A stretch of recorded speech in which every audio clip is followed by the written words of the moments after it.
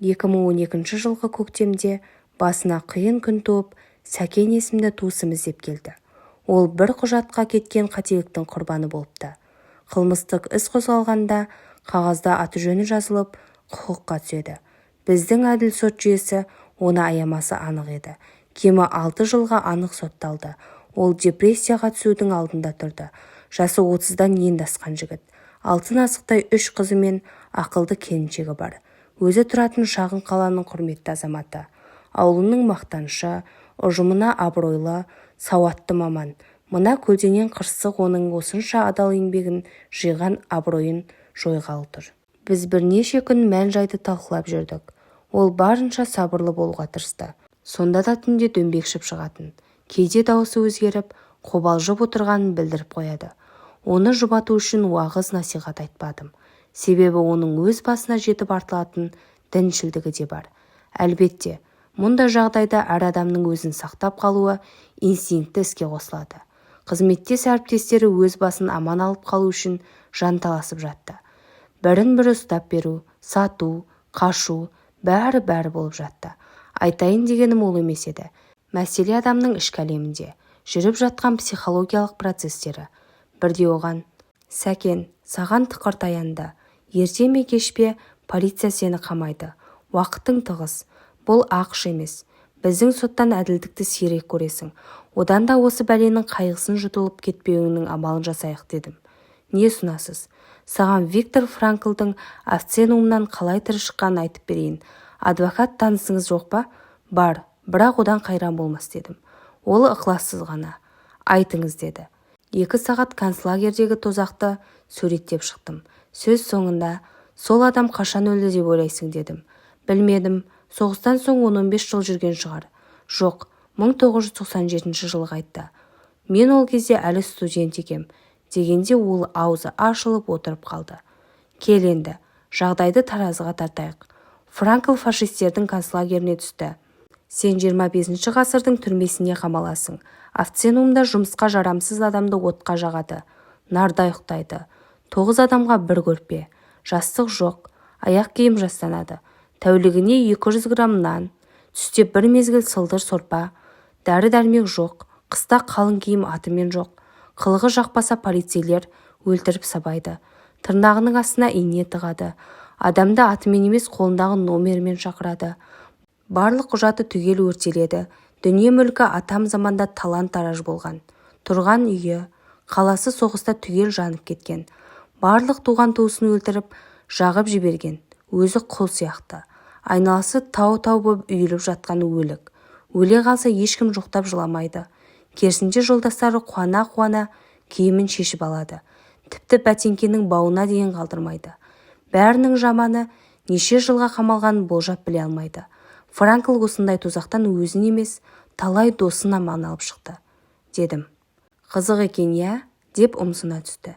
«Енді сенің жағдайың қалай болады? Соны өлшейік. Аты-жөнің сақталады, мүліктерің тұра береді, дипломың жойылмайды, жұмысыңды жалғастыра аласың, әйел бала-шағаңа тиіспейді, ауырсаң емдейді, сабап қинамайды, тамағың тоқ, жеке төсек, қалың көрпе, құқықтарың тапталса шағымдана аласың, адвокатың артыңнан барып тұрады, ішінде қосымша кәсіптер оқытылады, кітап оқып, біліміңді толықтыруға рұқсат, жүріс-тұрысың жақсы болса, мерзімінен бұрын ілігуге болады. Қамаудан қашан босайтыныңды шамалап біліп отырасың. Бастысы, мақсат мұратыңнан көз жазып қалмасаң болды. Барлық қиындықты қиратып өте шығасың. Өмірге не үшін келіппін?» Франкл не дейді? Франкл: «Біз өмірге айналадағы жұртты қуанту үшін ғана келдік. Қасыңдағы адамның түріне, жынысына, мәртебесіне, діни сеніміне, әлеуметіне қарамастан шаттық сыйлау үшін туылғанбыз» дейді. Осы тарапта қарасақ, түрменің ішіне, сыртыне бәрібір емес пе? Сен бостандықта жүргенде ұлы мәнге жақындау үшін айналаңа жақсылық жасап, елге қуаныш сыйлауың керек болады. Бірақ біз бостандықта жүргенде бала-шаға қамы үшін деп адамшылықтан аттап кетуге дайын тұрамыз. Атақ пен қызметке таласқанда қасақана қиянат жасаймыз. Қиянат мәнді жоятын бірінші фактор. Өмірден мән кеткен соң үлкен апаттың болмай қоймасы анық. Керісінше, түрмеде мәнге ұмтылуға шанс көп. Оның үстіне ол жақта сен сияқты қосақ арасына кетіп қалған бейкүнә жанның көптігіне күмән жоқ. Тіпті саған қызығып отырмын, дедім қалжың араластырып. Алғаш рет жымиып күлді. Әрі қарай бұл тақырып тереңдеген үстіне тереңдей берді. Ол шындап ширыға бастады. Бәлкім сотталмай қалармын деген бос дәмеден айырылды. Адвокат досым оны алып қалу үшін бар өнерін салды. Күнәсіз екенін дәлелдейтін бір құшақ құжат жинады. Бір күні, Сәкен, сенен Франкл шықпайтын сияқты, деді. Неге? Деді Сәкен селк ете қалып. Себебі мен істі сындыратын сияқтымын. Сені соттауға еш негіз жоқ. Бәрін былықтырған басшыларың ұсталуы керек. Егер сені алып шықсам, логотерапиямен айналыса алмайсың, деп әзілдеді. Қабай, өзімді дайындап, Франкл сезініп жүредім. Жоспарымды бұзатын болдыңыз, дегенге күлмеген адам қалмады. Оның қайғыны жеңгенін сол сәтте анық байқадым. Қиындыққа келсең кел, деп нық отырды. Мен бәрібір күштінің арты диірменін тартып білдім. Ойым дәл келді. Адвокат арамтер боп қала берді. Көп ұзамай оны алып кетті. Бір кездері дастархандас болып, бірге жүрген жора жолдастары оны тезірек ұстап беруге барын салды. Жыламаған адам қалмады. 1 жыл тергеуде жатты. 2013 жылдың ақпанында үкім оқылатын күні сотына бардым. Кісенмен жетектелген 3 жігітті залға кеп қамады. Мен де қарап тұрдым. Соттың оған тура қарауға жүзі шыдамады. Керісінше сот Сәкенде емес, Сәкен сотты соттап жатқандай әсер қалдырды. Себебі сотта Сәкеннің жазықсыз сотталып жатқанын жақсы біліп тұрды. Сот басын көтерген күйі үкімді асығыс оқып шықты. Сәкен, қарағым, ренжіме, саған бұдан төмен бере алмаймын. Біздің жұмысты білесің ғой, азаматсың, мені де түсін, деді жалынышты халде. Я, уайымдамаңыз апай, бәрін байқап сезіп отырмын, сізге ренжейтін жөнім жоқ, деді. Ой айналайын, түсінгенге рахмет, тезірек босап шығуға тырыс, мақұл ма? Я, әлбетте, ол жағына қам жемеңіз, деді Сәкен еңсесін түсірмеген күйде. Сол кезде байқағаным, сот Сәкенді соттағанмен, соттың ішкі дүниесінде оны өзінің ары соттап жатты. Ақталуға сылтау таппай, далбасалап Сәкенді жұбатқан болды. Ал біздің жігіт жігерін мұқалтпады. Бұрынғыдай үрейі де жоқ. Себебі ары таза. Өмірден мағына алып, ұлы мәнге жақындауды меңгеріп алған. Осы жерде бір нәрсені аңғардым. Алғашқыда Сәкеннің арман мұраты шаблондардан шықпайтын стандартты болатын. Бала-шағаның жанында болу, жұмыста абыройлы жүру, әйелмен тату-тәтті ғұмыр кешу дегендей. Тосыннан келген апат оның өмірлік мұратын жаншып жібергендей болды. Көкірегіндегі мақсат мұраты өзгере алмай, алдында күтіп тұрған түрменің бөлмесімен бірге алмай тоқырап тұрды. Кейін Франклдың логотерапиясын оқып, өмірдің мәнін басқаша түсінгенде, арман мақсаты айқындалып, ұлғайып шыға келді. Енді қай жерде болса да шабытпен өмір сүруге дайын еді. Туыстарыңмен қол берісіп қоштасуға рұқсат, деді сот. Кезек-кезек қоштасып жаттық. Ал аман бол. 8 жылдан соң көріскенше, деп алақанымды сарт еткізді. Нұрланып кетіпсің ғой, мән таптың ба? Дедім әзілдеп. Я, кеше душқа түсіп алғанмын, деп күліп, Сәкенмен солай қоштастық. Сосын оларды алып кетті. 2013 жылдың жазында оразайтпен құттықтап телефон соқты. Даусы өте сергек, курортта жатқан адамдай қалжыңдап күлдірді. Логотерапия қалай болып жатыр, дедім. Керемет, қасымдағы жігіттердің миына операция жасап шықтым. Бәрін өмірге құштар етіп жатырмын. Риза, мұнда кітап оқимын деген адамға басшылық оң көзбен қарайды. Тегін үйрететін кәсіптерін түгел үйреніп алуға жігіттерді үгіттеп көндірдім. Сабақтан қалмаймыз. Кеше апайымыз, сендер өзі сотталған адамсыңдар ма, әлде студентсіңдер ме деп таң қалды. Мұнда бір жігіт мектеп бітірмеген екен. Ой, жақсы болды. Сені Құдай кезіктірді. Сенің арқаңда аттестат салып шығатын болдым, деп тура бір диплом алатын адамдай қуанып жүр. Ұлы мәнге ұмтылып, тоқтаусыз жүріп жатыр. Құда да риза, Құдағи да риза, деді. Содан кейін жарты жыл тым-тырыс жоғалды. 2014 жылдың қаңтарында шетелге оқуға аттанғалы жатқанмын. Телефон шыр етті. Даусынан бірден таныдым. Шаттыққа толы даусы, көңіл күйі өзгермеген, сыңқылдап тұр. Жағдай сұраған соң, ал айта бер бұйымтайыңды, дедім. Кітап керек. Қандай дедім. Ол сатырлатып біраз кітаптың тізімін берді. Көбі логотерапияға қатысты. Ішінде ағылшынша сөздіктер де жүр. Сөздіктің не керегі бар дедім. Не керегі бар несі? Шыққанда тіл үйреніп шығамыз. Оған дейін ағылшынша сұраныс өсіп те қалар. Үйде жүргенде шет тілін біраз оқып жібергенмін. Басқа не жаңалық? Жаңалық сол. Кеше түрме басшысы шақырды. Сәкен сені басқа жаққа ауыстыруға нұсқау келген. Барымды салып алып қалдым. Себебі сен кетсең мына жерде діншілдер күшейеді. Бұрын бәрі мұнда түскен соң жаппай дінге ұрынатын. Алақандай аулада 40 қауым боп отырып, бір-бірімен қырқысатын. Шетінен фанат. Байқаймын сенің сөзің басқа сияқты. Саған ұйыған оқуға ден қояды. Кімнің кім екенін біз де білеміз. Қысқасы дос болайық, деді. Түрменің бастығы риза. Оны да шаттыққа бөлеп, ұлы мәнге бір табан жақындай түстім, деді. Лондонға кетерден бір күн бұрын поштаға барып, тапқан кітаптарды салдым. Ақпан айында келіншегіме хабарласып, рахмет, бәрін алдым деп алғысын айтыпты. 20 ғасырдың басында Еуропада Зигмунд Фрейд бастаған психологтар адам жанына қатысты жаңалықтар ашып, әлемді шулатып жатқан кезі болатын. Біздің қандай фактор өмірге ынтық етеді деген сұрақ қызу талқыланып жатты. Фрейд адамды өмірге нәпсі құмарлығы ынтық етеді. Адам үшін мән төсек қатынасы деп тұжырымдады. Келесі бір психолог Альфред Адлер билік мансап, соған жетуге деген арман адамды алға сүйреп отырады деді. Осылай екі жақ тартысып жатқанда ортадан Виктор Франкл шығады. Ол, екі пікірдің де жаны бар. Бірақ адамның мүмкіндігі шектеліп, осы екі құмарлыққа апаратын жол жабылып қалса да, адам өлімнен қашып, өмірге ұмтыла береді емес пе? Ол ұлы мәнге деген құмарлық. Өмірден мән іздеген жан тіршіліктен кеткісі келмейді деді. Франклдың өмірін ерекше оқиғаға толтырып, өзін ғажайып адамға айналдырған мәнге талпыныс еді. Дәрігер болып жүргенде мынадай сезімнің соңына түседі. Ақша табу үшін байларға ақылы қызмет көрсетеді. Түстен кейін кедейлерге тегін қарасады. Емдеген үшін ақы алмайды. Кедейлер риза болып, алғысты жаңбырша жаудырады.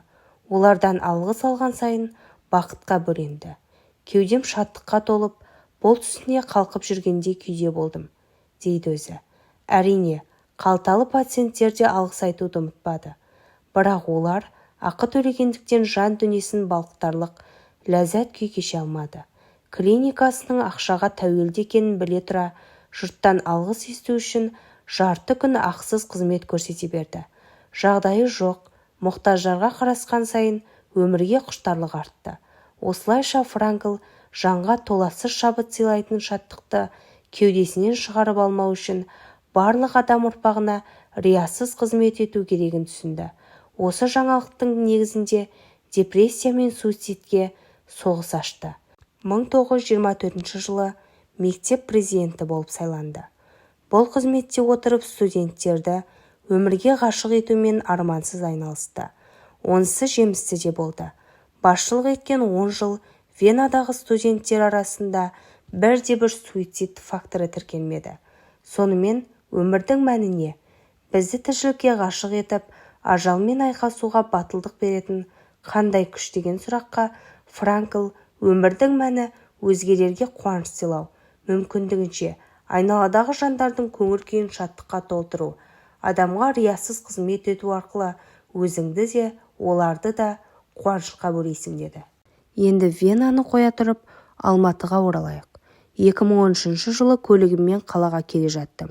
Жолда 45 шамасындағы бір әйел қол көтерді. Тоқтадым. Сейфуллин мен Гоголдың қиылысына барам. Апарасың ба деді. Отырыңыз дедім, жайғасты. Қаладағы бір мектептің ұстаз екен. Жұмысы жайлы әңгіме өрбіді. Мен де сөзге араласып, кейде қолдап, кейде уәж айтып отырдым. Бірде Гогол көшесіне жақындай бастағанда апай кенет мазасыздана бастады. Қалтасынан ақшасын шығаруға ыңғайланып, тыпырлап жатты. Не үшін мазасызданғанын бірден білдім. Бағасына келіспей отырғызып алған едім. Қанша сұрар екен деп қиналып отырғанын сездім. Мектепке тура баратын автобус жоқ. бір көліктен бір көлікке ауысып әрең жетесің, жалақының жартысы жолға кетеді, деп шағымданып жатты. Әне-міне дегенше Гоголды қиып өтіп тоқтадым. 250 теңге төлесем бола ма деп бүгеждеп, мен жоқ болмайды дедім. Ол одан сайын қиналып, бары осы болып тұр, әлде түстенуім керек, қайтарға да ақша қалдыруым қажет, бұдан артық бере алмаймын. Сіз қызықсыз, өзіңіз мектепте мұғалімсіз, алатын жалақыңыз белгілі, күн сайын пересадкамен мектепке зорға жетесіз. Біздің бала-шағамызды тәрбиелеймін деп, күні бойы миыңыз ашып, үйге әрең ораласыз. Сіз 250 емес, 200 теңге төлеуіңіз керек дедім. Ол 3-4 секунд түсінбей, аузы ашылып отырып қалды. Қағыс естідім бе дегендей, неше дедіңіз? Деп кекештенді. 200 теңге. 50 теңге кем бересіз. Менің ғой жеке көлігім бар. Құрбосқа кетіп барам. Сіз Құдайдың құтты күні мектепке қатынайсыз. Сізге ақшаны үнемдеу керек. Солай емес пе дедім. Шын айтасыз, мынау қызық болды, деп қуанып кетті. Сосын мені жер-көкке сыйғызбай мақтай жөнелді. Елдің бәрі осылай ойласа ғой деп қояды арасында. Самбырлап сөйлеп отырып 200 теңге ұсынды. Ақшаны алмастан, сізге бір сұрағым бар дедім. Сұраңыз, осы 50 теңгеге не сатып алуға болады? Қазір ештеңе де келмейді-ау. Дұрыс айтасыз, ештеңе келмейді. Бірақ сол 50 теңге адамның көңіл күйін көтереді. Солай емес пе? Дегенімде, әлгі мұғалім сақылдап күліп жіберді. Ой Аллай, рас айтасың. Қарап тұрсам 50 теңге үнемдеппін. Бірақ миллион ұтқан адамдай қуанып кеткенімді қарашы. Онда тағы шаттана түсіңіз. Мүлде ақы алмаймын. 200 теңге де сізге қалсын. Қалайша? Деді ыңғайсызданып. Солай апай, мен сізді жай қуанту үшін алып келдім. Менің осылай зерттеу жасайтын әдетім бар дедім. Ой, сосын алғыстың 99 түрі ағылды кеп. Кейде ұясыз таксистер мұның асығыстығын пайдаланып 700 теңгеге дейін сұрайтындарын айтып өтті. Ақырында 15 минут алғыс айтқан мұғалімді көліктен әрең түсірдім. Қысқасы, Франкл осындай болмашы шаттықтан өмірдің мәні ашылатынын анық байқаған. Таяуда бөлмемде кітап ақтарып отырғанда үйдің ту сыртында жеңіл көлік келіп балшыққа батты да қалды. Далада жаңбыр шелектеп құйып тұр. Өзі шығалар мекендеп 3 минуттай күттім. Шопыры бажылдап газды басып жатыр. Болмады. Машина балшыққа батқан үстіне батып жатты. Осы кезде қарсыда отырған үлкен ұлға қарадым. Ол да менің қас-қабағымды аңдып отыр екен. Кеттік дедім. Киініп далаға шықтық. Ауылды білмейтін бөтен машина екені көрініп тұр. Жүгіріп барып есігін аштым да, жігіт, сен тіке жүрме. Оңға алсаң шөпке шығасың, 100 метр жүрсең асфальт жол жатыр дедім. Ол түсінді. Ал кеттік, бас газды дедім. Енді ақылмен қимылдай бастады. Біз де көлікті солқылдата итеріп, шайқап тұрып, 2-3 минуттан соң шұңқырдан шығарып алдық. Жеңіл Мазда лып етіп шөпке ілінді. Содан заулағаннан заулап отырды. Асфальтқа бір-ақ шықты. Тас жолға шыға сала көлігінен түсті де, рахмет жігіттер, ризамын деп айқалады. Жолың болсын, деп біз кейін қайттық. Үйге кірсек үсті басымызға машинаның дөңгелегі балшық шашып тастапты. Өзгенің қуанышынан шаттанып тұрған көңіл шіркін оны елеген жоқ. Дереу киім ауыстырдық. Кітапқа қайта оралдым. Бірақ ой қайта жинақталмады. Алғыс естіп шаттыққа қанбай қалған жанның тағы да рахаты бар ма, деп қуаныш тілеп тұрғандай. Жүрегім дүрсілдеп соғып тұрды. Ішімнен тағы біреудің машинасы тығылып қалса жақсы болар еді. Мына тәтті сәтті тағы бастан кешетін, деп дәметіп біраз отырдым. Тым-тырыс, түн ауғанда ғана бүгін өмір сүрдік деп ойладым. Осындай сәтте адамды шаттық сезімінің билеп төстеп алатыны сонша, ұйқы қашып, қарның ашқанын ұмытып кетесің.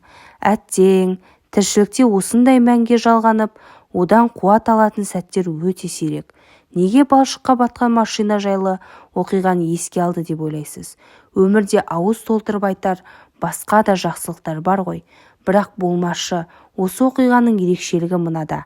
Әдетте біреуге жақсылық жасаған соң, одан қайырым күтіп, жылы сөз дәметіп тұратын жаман әдетіміз бар. Ол адамда сенің алдыңда өзін қарыздар сезініп, қысылып жүреді. Осы бодау дәмететін оймен ұлы мәннен алатын шаттықты су сепкендей басып тастайды. Алғыс дәметіп жүру өмір сүруге кәдімгідей кедергі. Балшыққа батқан Мазданың иесі бөтен адам. Қараңғыда түрін көрген жоқпыз. Атын сірә да сұрамадық. Бар болғаны алыстан айғайлап алғыс айтты. Соның өзі бізді қуанышқа көміп тастады. Оны ешқашанда кездестірмеспін. Көрсем де танымаймын. Одан жақсылық дәметпейсің. Ол да саған қарыздар болып қысылып жүрмейді. Қысқасы өмірден жалықпайсың. Мен тағы Франкл туралы ойлап жаттым. Ол соңғы 70 жылда рейтингі түспеген жалғыз психоаналитик. Осыдан 5 жыл бұрын ақш конгресінің кітапханасы өмірді өзгертуге септігі тиген 10 кітапты атаңыз деген сауалнама жүргізді. Франклдың кітаптары сол ондықтың ортасынан ойып орын алды. Себебі айтпаса да түсінікті. Өмірдің мәнін өте қарапайым етіп түсіндірген. Өмірдің мәнін сезіну үшін ақысыз қызмет етіп, шын жүректен шығатын алғыс еститін сәтті аңдып отырсаң, жетіп жатыр. Әдетте логотерапия туралы айтқанда, тарихта мысал келтіріп, мағынасын ашықтау үшін барынша ғылыммен әшекейлеп жатамыз. Бірақ кейде ондай күрделі әдіс кедергі келтіреді. Терминмен шималай берсең, қарапайым адам шатасып кетеді. Сосын логотерапия бізге қатысы жоқ. Ерекше қасиет дарыған адам ғана айналысатын эзотериялық ілімнің бір түрі деп қабылдайды. Әсілінде бұл Құдай деп аталатын тылсым күшті қуаныш пен шаттық халінде отырып, бір сәт болса да сезініп қалуға керемет көмектесетін ілім. Ойымыз жүйелі шығу үшін логотерапияның басты кредосын еске түсірейік. Өмірдің мәні неде? Өмірге құштар қылатын не нәрсе? Тіршілікте қызығы сарқылмас тұрақты құмарлық бар ма? Деген сұраққа ғұламалар былай жауап береді. Кез келген адамның дініне, ұлтына, жынысына, қызметіне, бай кедейлігіне қарамастан, керегіне жарауға тырыс. Ақысыз қызмет етіп, оны қуанышқа бөлуге ұмтыл. Сен өмірге біреуге шаттық сыйлау үшін ғана келдің. Мойныңда одан басқа міндет жоқ. Енді шын өмірге оралайық. Тап қазір Қазақстанда Торғын Қалелова есімді 30-ға толмаған жас келіншектің тағдыры сын сағатта тұр. Анасынан тұқым қуалап жеткен аты жаман ауру оны ажалға ұстап бермекші. Анасы қайтқанда үлкендер оның диагнозын 10 жасар Торғыннан және де 13 жасар әпкесінен жасырып айтпаған. Соның кесірінен ауруынан бейхабар әпкесі биыл бақи болыпты. Енді бұл дерт Торғынға ауыз салмақшы. Торғынға өлуге болмайды. Себебі бір шаңырақтың шырағын жағып отыр. Бір азаматтың жары, бір қыздың анасы. Торғынның тағдыры бірнеше адамның өміріне кері әсер еткелі тұр. Торғынның тағдыры бірнеше адамның өміріне кері әсер еткелі тұр. Міне, осы орайда мен тағы бір табиғатты құбылысқа тап болдым. Торғынның тағдыры үшін жүріп жатқан күрес біз үшін де сынақ һәм сабақ. Торғынның басындағы ауыр жағдай Фейсбуктен оқыдым. Емі жоқ дертке шалдығып, көмек сұраған адамды талай көріп жүрміз. Көбінің диагнозын қарап, ешқандай мүмкіндік жоғын білесің. Қолдарың келер қайран жоқ. Тіпті миллиондаған ақшада ол кеселдің алдында шарасыз болып шығады. Бірақ сонда да жәрдемдесе беретін ақжүрек жандар табылып жатады. Бұған дейін бір орыс апайдың ауру баласы жайлы постты бөліскенде Ғалия Қамбарбекова деген танысым ауру баласының анасына хабарласып, дереу қол ұшын созған еді. Бұл жолы Торғынның өмірбаянын асықпай оқып шықтым. Казуда оқыды дегенді қарап, Айбектен Торғын Қалелова деген қызды танисың ба? Сендермен қатар оқыпты дедім. Айбек суреттерін қарады. Торғын ғой, танығанда қандай, оған не болған деп жазды. Жазбаны дауыстай оқи бастадым. Оқып болған соң Айбек оның студент кезін еске алды. Торғын курстағы қазақы тәрбиенің мейлінше бойына сіңірген ибалы қыз. Тіпті бұрымында кеспеген. Сабағын жақсы оқыды. Үлкеннің жолын кесу, бөтеннің ісіне араласу дегенді білмейді. Ұстаздар да ерекше жақсы көретін. Өмірдегі мақсатын айқындап алған күрескер қыз. Сондықтан мына жерде жазылған ақпараттар рас. Шынымен де қиындыққа тап болғанға ұқсайды. Мен білетін Торғын біреуден жайдан-жай ақша сұрамайды. Кез келген кедергіні жігер талабымен жеңіп үйренген қыз. Соған қарағанда бұл бір ерекше оқиға болып тұр. Қалай ойлайсыз, жазылып кетуге мүмкіндігі бар ма? Деді. Мен білмедім, не болса да бөлісіп, постты таратайық. Кім біледі, бәлкім жазылып кетер дедім. Бұл жазбамен бөлістім. Арада апта өтпей Торғынның сүйінші сұраған тағы бір посты жарияланды. Қажы тауып шындап кіріссе, ақш-та бұл ауруды тоқтата алатын емхана бар болып шықты. Жазбаны тынымсыз бөліскен кісілердің де еңбегі ақталды. Аз уақытта 100 мыңнан аса қаржы құйылды. Дегенмен емделуге бұл қаржының жетпейтіні көрініп тұр. Сосын қаржы аударудағы кедергілерді өзімше зерттедім. Әдетте мұндай жәрдем сұраған жазбаларды оқығанда мидың бір қыртысы бұған көп қаржы керек. Бала-шағаны зорға асырап, бір айлыққа қарап отырған бізден не қайран. Ақшасын шашып жүрген байларға айту керек мұндайды, деп ой жылт ете қалады. Шынымен де солай, жарымаған жалақысымен қарызданып, қауғаланып, зорға келе жатқан біздер мол қаржы талап ететін ауруды тоқтата аламыз ба деп сенбейміз. Санамыздың бір түпкірінде мұны тек қана байлар ғана шеше алады деген күшті сигнал бәрін басып тастайды. Ойланып қарасаң, проблеманы жария етіп жазудағы мақсат көптің көмегіне сүйену. Бай адамның назарына ілінгенше таратыңдар деген ниет жоқ. Ал көп ешқашан бай болмайды.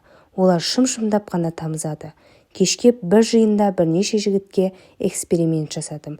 Олар да адамшылық турасында көп көрім әңгіме айтып, өз ортасында сөз ұстап жүрген ақылды азаматтар. Логотерапия жайлы да бір әу дейтін потенциалы бар. Бәрі жиналып отырғанда, жігіттер, Торғынға не көмек көрсете аламыз дедім. Біздің қолдан не келеді деді олар. Мен де солай ойлаймын. Қолдан ештеңе келмейді. Бірақ мәселеге басқа қырынан келейік. Бір ауыздан орақ оруды меңгеріп алдық.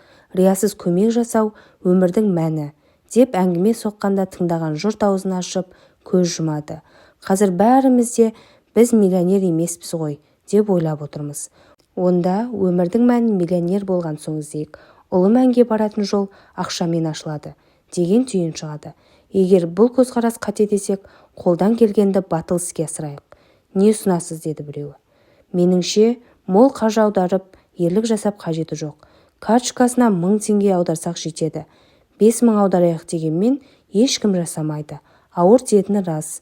Бұл жерде мидағы менің 1000 теңге қарап қаппа деген оңбаған вирусты жою керек. Бар бәле осы оңбаған ойдан басталады. Миллиондаған қазақ әрі кетсе 1000 теңге аудара алам. Ол не болады деп аудармай отыр. Ертең принципті түрде банкоматқа барамыз да кемі 1000 теңгеден аударамыз. Одан артық салам дейтіндер болса қарсылық жоқ, бірақ 1000 теңге салдық деп жариялаймыз. Сонда Торғынның ауруымен емес, өзіміздің адамшылығымызды байыта түсуге кедергі болып тұрған санадағы вируспен күрескен болып шығамыз. Келісесіңдер ме? Дедім. Әлгінде ғана тұнжырап отырған, басы бүтін, қалтасы тесік жігіттер жадырап сала берді.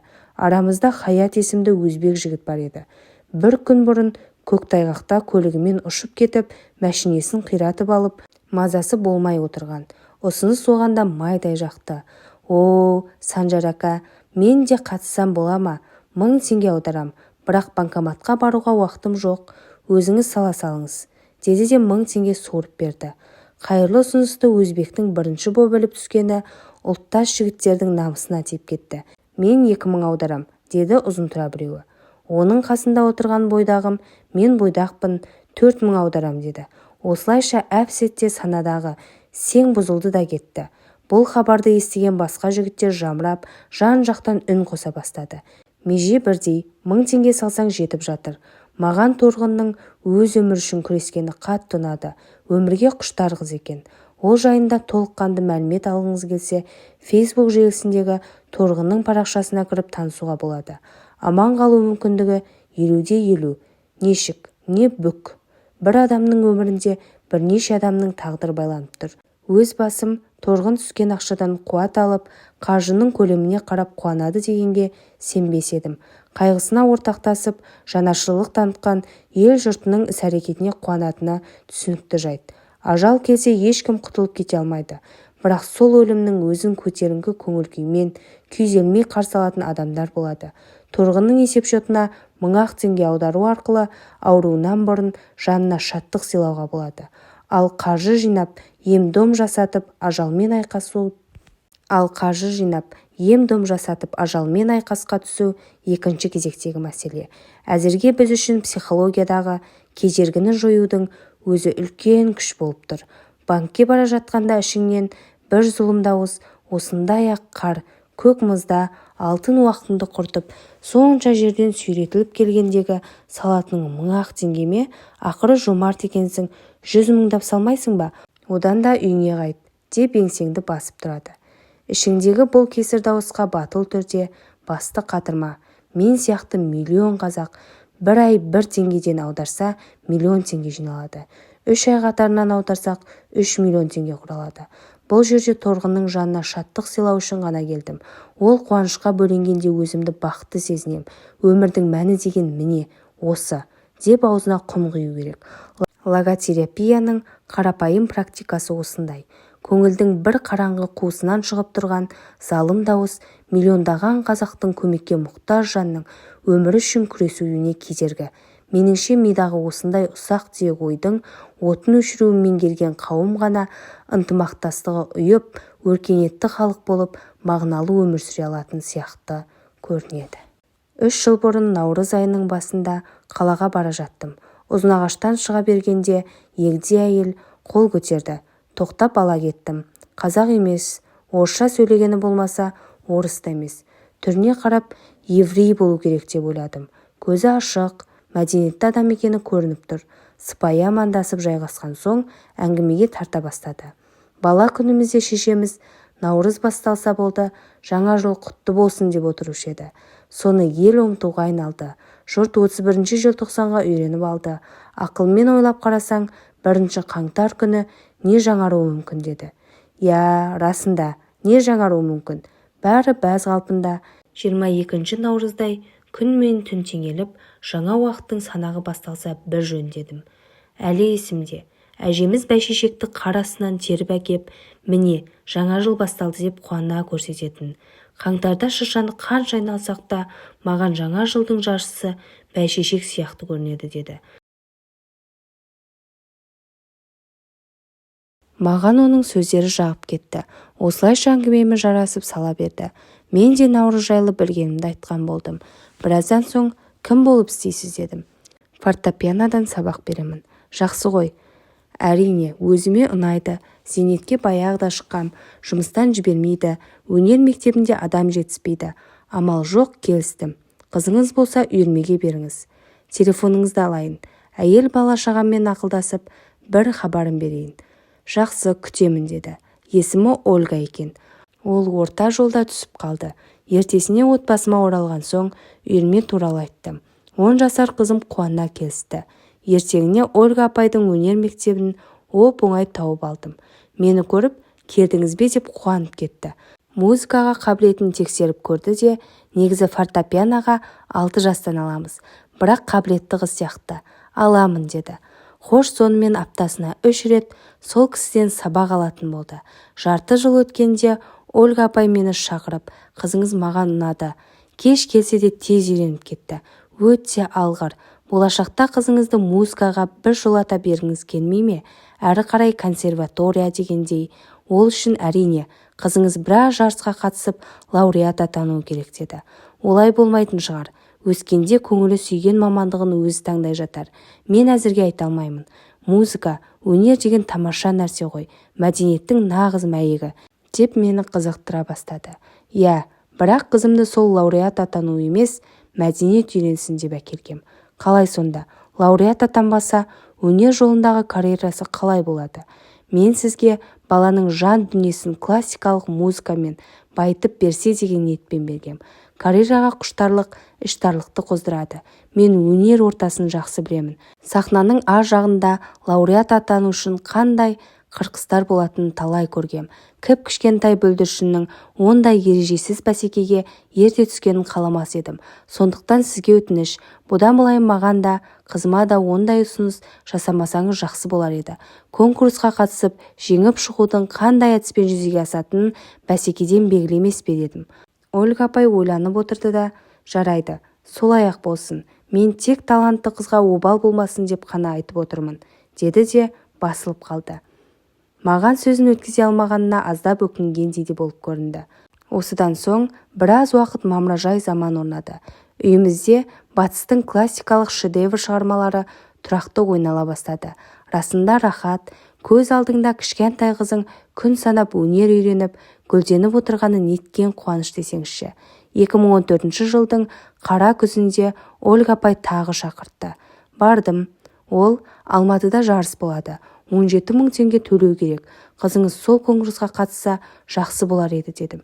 Неге? Менің қызым қатыспаса болмай ма? Сіз ақшадан қиналып тұрсыз ба? Жоқ, ақша бар, бірақ конкурс туралы айтпайсыз деп келісіп едік қой. Я, солай. Бірақ конкурстың да пайдасы бар. Ауылдың қыздары қаланың балаларымен жарысып, психологиялық кедергіден өтеді. Үлкен ортада өзін еркін сезініп үйренеді. Ауылдық жерде жасқаншақ болып қашанғы жүреді. Үлкен ортаны көрсін. Грамота, сыйлықтар бере ме? Әлбетте, онсыз бола ма? Кәдімгідей марапаттайды. Міне көрдіңіз бе, осы марапат маған ұнамайды. Себебі адам өнерді жан дүниесін жайната түсу үшін үйренеді. Ертең ол жерге түрлі ата-аналар жиналады. Әккі болғандары айналма әдістерді іске қосады. Шай-пәйін ұйымдастырып, шын таланттың жолын кеседі. Соның бәрін қызым көреді. Психологиялық травма алады. Осының бәрін есепке алсақ, мен үшін бұл конкурстың бір мысқыл мағынасы жоқ. Мағынасыз затқа басымды қатырмаймын, деп кесіп айттым. Бірақ Ольга апай да сасқан жоқ. Қанша дегенмен еврейдің аты еврей, мат қоюды шебер меңгерген. Жарайды, Санжар, сіз үшін конкурстың мағынасы жоқ екен. Сіз өзіңіз бен қызыңызды ойлап тұрсыз. Ол жағынан сізді қолдаймын. Тіпті қызығып отырмын сізге. Бірақ олай кете берсек, мені кім ойлайды? Сізге не боп қалды? Қалай не боп қалды? Менің де басшыларым бар. Олар менен нәтиже күтеді. Олар үшін өмірдің мәні осы. Неше жылдан бері бала оқытып жүрсің, неге шәкіртің конкурстан орын алмайды? Деп мені қыспақ қалады. Сонда сіздің ұстанған өмір салтыңыз үшін басшылықтан сөз естуім керек пе? Осы ма мағыналы өмір? Мені қиындыққа қалдырып кететін болсаңыз, одан қандай мән табасыз? Дегенде сөзден тосылдым. Айтарға уәж таппадым. Сәлден соң, жарайды, онда қызым конкурсқа грамота үшін емес, сіздің абыройыңыз үшін қатысады. Олай болса тіптен жақсы, деді қуанып. Содан соң үйге келдім де қызымды дайындадым. Оған ертең жарысқа барасың. Орын алам деп емес, апайды риза қылам деп қатыс. Барыңды сал, аянып қалма дедім. Әрине, Алматыда арнайы мектепте тәулік бойы дайындалатын профессионал балалардан асып түседі деген есек дәме бізде болған жоқ. Бірақ провинцияның деңгейінен жоғары көрінсе, соның өзі оларға жетіп жатыр. Ертесіне барып ақшасын төледім. Ол да ақша жеудің жетілген бір түрі. Оқушы өзі барып, өзі келу керек. Үзілісте ас ауқат, кофе, брейк атымен жоқ. Конкурс біткен соң балаларға медаль, седаль сияқты арзан қол жылтырақтарды таратып бермекші. Үндегем жоқ, білмеген адам боп кете бердім. Өзімен бірге қатысатын бір қыздың әкесі жеке көлігімен бәрін топырлатып Алматыға алып барып алып келді. Қойш әйтеуір не керек, сол күні кешке конкурстары ақыры бітті. Ольга апай біте салысымен маған телефон толғады. Апарған оқушыларының бас жүлдені алмаса да, биіктен қалай көрініп, топырлатып мақтау қағазымен медальді қалай қырып алғанын асыға аптыға айтып жатты. Бас жүлденің қалай алынғанын онсыз да анық қой. Сөздің соңында кешке мәдениет үйінің алдына келіп, қызыңызды алып кетіңіз деді. Бардым. Көліктен оқушылармен топырлап түсіп жатыр. Ольга апайдың қуанышын көрсеңіз ғой. Қуанышы қойнына сыймай тұр. Шәкірттерінің жетістігін айтып, жолдың жағасында шаттана мақтанып, жарты сағат балпылдап, әңгіме айтып тұрып алды. Шәкірттерінің қолында бір-бір мақтау қағазы. Мойындарына сары жезден жасалған бір-бір медаль салбыратып іліп қойыпты. Қысқасы, мен мақсатыма жеттім. Ольга апайды қуанышқа бөледім. Қыспақтан құтқардым. Басшылығы оған презентация қоя алды. Қызым болса, әу бастан бас жүлдені дәметіп, атақтардан дәмелі болып бармағандықтан, сахнаның арғы жағындағы пыш-пыш әңгімені елемеген күйі, шат-шадыман күйде үйге оралды. Мен не үшін мұндай стратегияны таңдадым? Себебі Виктор Франкльдің тұжырымы бойынша, Тәңірі адам баласына талантты атаққа таласу үшін емес, кісіні қуанышқа бөлеу үшін ғана берген. Егер осы пікірді хош көрсек, біздің стратегия өзін ақтайды. Тағы қайталап есіңізге сала кетейік. Адам не үшін өмір сүреді? Адам өлгенше не істеп қалуға міндеттеді? Деген сұрақтарға былай деп жауап берген болатын. 90 ауыз сөздің тобықтай түйіні, қартайып шау тартқанша адамдық борышың, адам ұрпағына қуаныш пен шаттық сыйлау. кез келген адамға жаның ашып, нәсіліне, ұлтына, түріне, дініне, тіліне, жынысына қарамастан адал қызмет етіп, еткен еңбегіңе мақтау, бодау, ақы күтпестен шаттыққа шомылып өмір сүру өмірдің мәні болып табылмақ. Әлбетте, көп адам менің бұл әрекетімді түсіне алмайды. Мені баласының бағын байлады деп ойлайды. Бірақ логотерапияға салсақ, олай емес. Бұл ілімнің теориясы бойынша Құдай берген дарынды пайдаланып, ондай мүмкіндікті іліп түсетін пысықтықты потенциалист деп атайды. Талантты адамның бойындағы кісі қызығатын мүмкіндігі мол болады. Бірақ логотерапия сұрақты былай қояды. Талантты адам потенциалын пайдаланып, әрбір мүмкіндікті мүлт жібермей, даңқын шығаруы керек пе, әлде сол дарынмен елге танылмай-ақ, Тәңірдің талап еткен жалғыз ғана адамшылық парызын орындау керек пе? Меніңше ақылды адам осы парызды таңдайды. Егер біз қалай да жүлделі оралуымыз керек деген бақытты таңдағанда, жең ұшынан жалғап шыққан шым-шытырық жемқор жүйенің құрбаны болар едік. Қызым да әділетсіз шешімдерді көріп шок алар еді. Әділетсіздік өмірге құштарлықты жоятын фактордың бірі. Сондықтан бұл бәлеге ұрынбаудың жалғыз жолы өзіңнің бағың үшін емес, өзгенің шаттығы үшін өмір сүру.